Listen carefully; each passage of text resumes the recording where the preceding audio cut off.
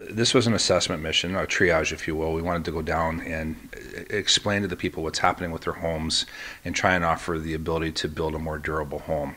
So it's Agua Vita's water of life. Ultimately, we want to go back with a larger mission to help fix more homes, but we have to make sure we've got safe drinking water. So we've actually looked at a company called Purifics and another company called Anvil Crawler. Purifics is for water treatment, Anvil Crawler is for solar. We're hoping to convince their government to have them run water treatment off of solar energy. So that's part of the project, but the other part is to go down there and work with the locals to educate them on a better way, a more sustainable way of building their homes, because they still build the homes, say, the same way that they did 100 years ago. And that's fine. 100 years ago, the roof comes off and the hurricane's gone, and you put your bed outside and dry it out and put the roof back on, and Bob's your uncle, you're good to go again. But now they have stuff. You know, you've got refrigerators, you've got electronics, you've got more clothing, and there's a lot more in the house. And so when that gets damaged, you see it all piled out at the street because now they don't even have garbage collection. So we picked San Morovas because that's the site where the bridge was wiped out. And so going in, you actually drive across the river, like through the river, to get into the village. So it's a very different situation. It's very dire.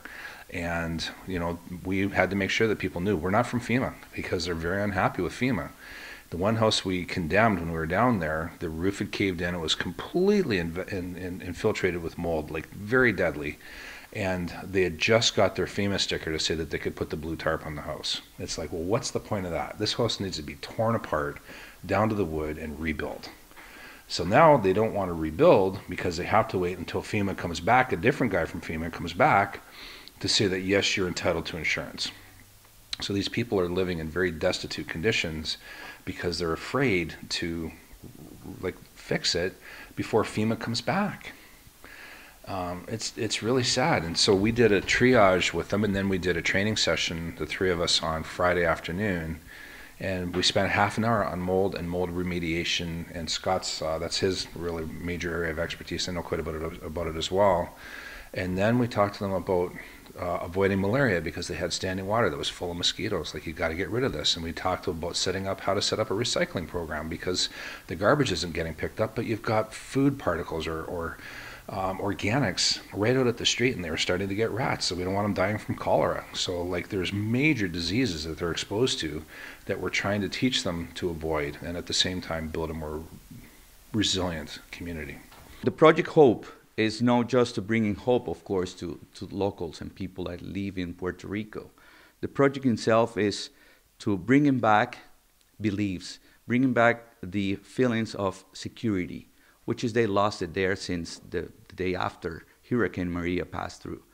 I can tell you why, because they told me many times, like when the night is coming in to every day, they start losing beliefs and they're losing pretty much that hope, because they start feeling the same path, which is with the river start rumbling. And they got there in their mind. So this project is bringing them that secureness, that part of the confidence, that no matter what happened, they're going to get power, they're going to get water, and they're going to get better houses to keep it and to live there forever. So we're looking for sponsors because it's going to take us a while to set up our charitable foundation. We're looking for sponsors to help us with going back to fix the school and to teach them how to build safer, better roofs. So we're hoping to do probably 6 homes this next trip, or 6 roofs this next trip, plus to fix the school. The school has been really decimated, so we're looking for materials, money towards helping to buy materials for the school.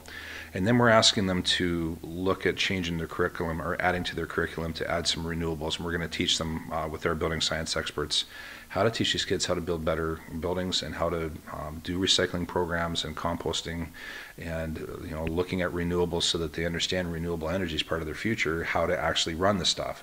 So that when these grade 8s graduate, you start in grade 1 learning about it, by grade 8 you're doing it.